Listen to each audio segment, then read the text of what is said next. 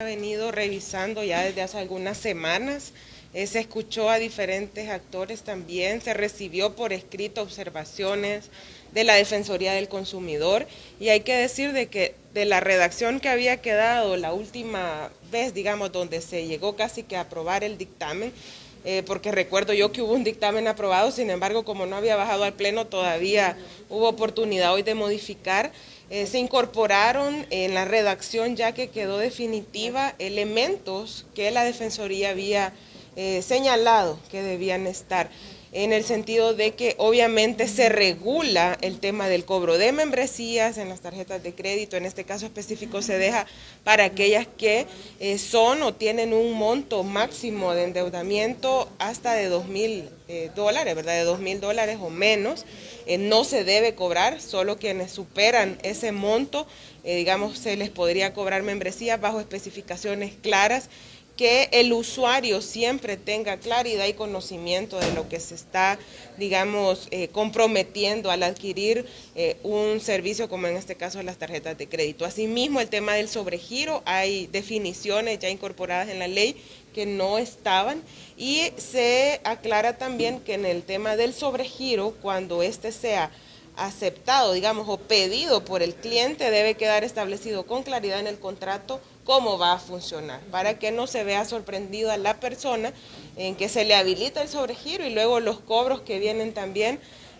al haber excedido, digamos, el monto límite que tenía originalmente su servicio. En este tema también se incorporan sanciones, ¿verdad? Y lo importante es que se da un plazo para que todos los contratos vigentes, digamos, también tengan la adecuación necesaria ya cuando esta ley esté o entre en vigencia. Y también la obligación, obviamente, al Banco Central de Reserva para que emita el reglamento de para que pueda implementarse estas reformas. ¿Qué tipo de sanciones? Bueno, en este caso, las sanciones, o mejor dicho, se incorpora, digamos, el haber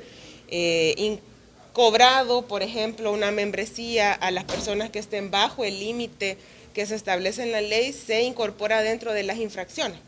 dentro de las infracciones, y ya el tema sancionatorio pues está desarrollado y es parte también de lo que aplica la Defensoría del Consumidor, y en coordinación con la superintendencia como entidad que le toca regular y supervisar. ¿Cuántas reformas son al final?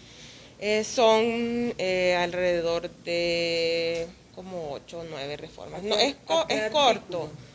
Ay, miren, acá lo tengo porque el lugar sin duda es uno de los hechos más sangrientos, una masacre como la del Mozote marcó nuestra historia. Son vidas que en ese momento pues se arrebataron, y sobre todo con un gran énfasis en niños y niñas. Hay que decir que la mayor cantidad de víctimas eran menores de edad, y que hoy esas víctimas o las familiares de las víctimas no se tomen en cuenta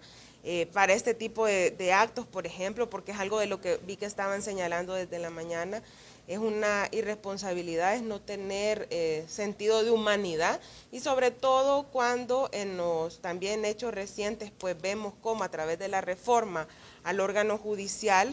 se jubiló al juez que estaba llevando el caso, que tenía ya grandes avances en cuanto al proceso de judicialización de el caso del Mozote, y que hoy con este cambio eso se pone en riesgo, y es también lo que han señalado no solo las organizaciones que defienden a las víctimas o que trabajan por los derechos humanos, sino que también las mismas víctimas y sus familias. Creo que el derecho a la verdad, a la justicia, a la reparación y sobre todo a las garantías de no repetición es algo que está ahí. En el caso del Mozote hay una sentencia que como Estado hay que cumplir, y lastimosamente tampoco vemos al gobierno de Bukele actuando en función de avanzar en esas acciones de reparación y garantías de no repetición, y mucho menos pues de apoyar el acceso a la justicia y a la verdad, porque vimos cómo se le negó también el acceso a los archivos militares al juez que antes llevaba el proceso. Entonces,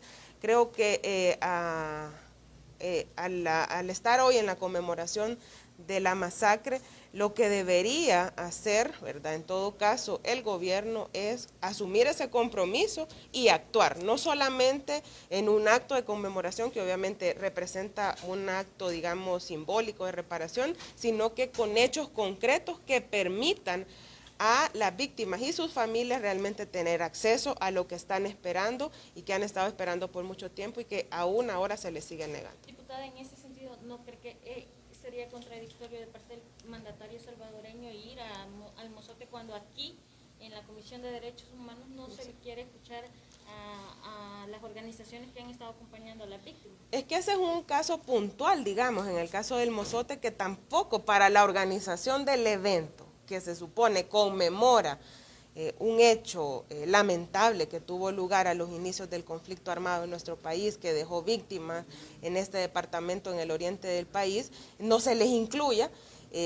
marca justamente la incoherencia y la falta de compromiso que hay realmente con las víctimas, que tampoco van a ser escuchadas para la construcción de una ley de justicia transicional, de reconciliación, o sea, como sea que se le vaya a llamar, que es lo que siempre han pedido las víctimas y las organizaciones también que les acompañan en la lucha y reivindicación por sus derechos. Entonces sí, es una incoherencia, y lo digo, es una muestra pequeñita de cómo han venido actuando a lo largo de estos 2 años y medio que ya llevan al frente del gobierno, donde las víctimas no han estado al centro, digamos, de sus actuaciones. Es una acción condenable. Yo creo que ninguno o ninguna creería, digamos, independientemente y sobre todo viniendo de un presidente de un país, que se va a poner y rebajar a un nivel de llegar a publicar ese tipo de conversaciones, ¿verdad? ¿Qué nivel de confianza puede inspirar una persona como esa a cualquier otra persona y sobre todo a un mandatario de otro país? Digamos que puede haber establecido alguna conversación por esta vía, por esa red social, y que en algún momento si se enoja, si se molesta, si se encapricha, tal cual es la actitud permanente de Bukele cuando ve dañados sus intereses, la va a publicar. Yo creo que no solo es el tema específico hoy de Estados Unidos, sino que las implicaciones que eso puede traer en general para el marco de las relaciones de nuestro país con el resto de países del mundo. Las relaciones siempre se basan sobre la confianza, el respeto, y obviamente estar publicando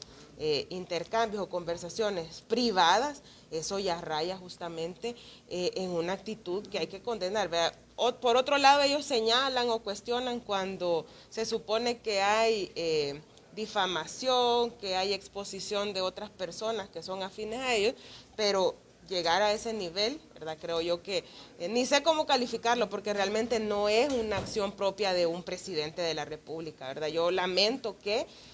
caiga a ese nivel, pero la verdad que no extraña teniendo en cuenta cómo actúa y cómo además las redes sociales han sido desde el inicio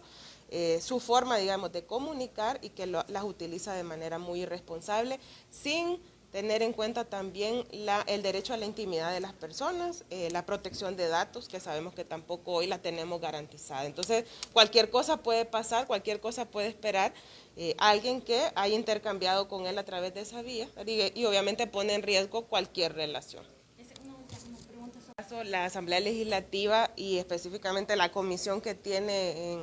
que dictaminó, porque hay que decir que ya había un dictamen aprobado de la Ley de Agentes Extranjeros, tuvo, antes que haber aprobado ese dictamen, hacer un proceso de consulta, abrirlo a la discusión y eso hacerlo público, ¿verdad? Y hoy que obviamente digamos que ponen un paro a la aprobación en el Pleno Legislativo, pero no es que tengan o hayan abandonado la intención de aprobar un marco normativo como ese. Hay que ver si realmente tienen voluntad de hacer pública la consulta y lo que es las representaciones del cuerpo diplomático o agencias de cooperación, o sea, con quienes sea que dijeron que iban a consultar, lo hagan, ¿verdad? Hagan que sea a través de la transmisión en vivo que existe en la Asamblea Legislativa, si los canales de comunicación legislativos se habilitaron justamente para promover un quehacer legislativo más abierto de cara a la población, donde participen de manera activa los sectores vivos de la población, y por lo tanto sería oportuno que se haga esa consulta así. No vaya a ser que después salgan diciendo que la hicieron, y que lo que concluyen o lo que van a terminar aprobando cuenta con el beneplácito, digamos, o que el cuerpo diplomático o quienes cooperan con nuestro país se sientan satisfechos con lo que se vaya a aprobar, porque al final sabemos cómo ellos han venido actuando y que han desmontado todo ese mecanismo de consulta que se había construido. ¿Se debería enviar al archivo como lo piden algunas organizaciones de la sociedad civil? Debería. Yo creo que es una ley que criminaliza a las organizaciones en primera instancia, ¿verdad? Al incorporar también pena de prisión ante algunas situaciones y además de ser confiscatoria por el porcentaje del impuesto que estableció en el dictamen que se aprobó. Debería mandarse archivo. Hay una ley de fundaciones y organizaciones que actualmente está vigente, bajo el esquema regulatorio, digamos que las organizaciones trabajan, la cooperación también trabaja, rinden cuentas, no solo a nivel nacional, sino que también con auditorías de los cooperantes y por lo tanto la excusa con la que ellos lo argumentaban, digamos, que era necesaria esta ley, no tiene validez porque hay otros marcos normativos y si lo que se quiere es fortalecerlo, pues habría que revisar eso y no ir por un camino con este tipo de leyes que lo que vienen a hacer es también instaurar a través de las leyes mecanismos de persecución política.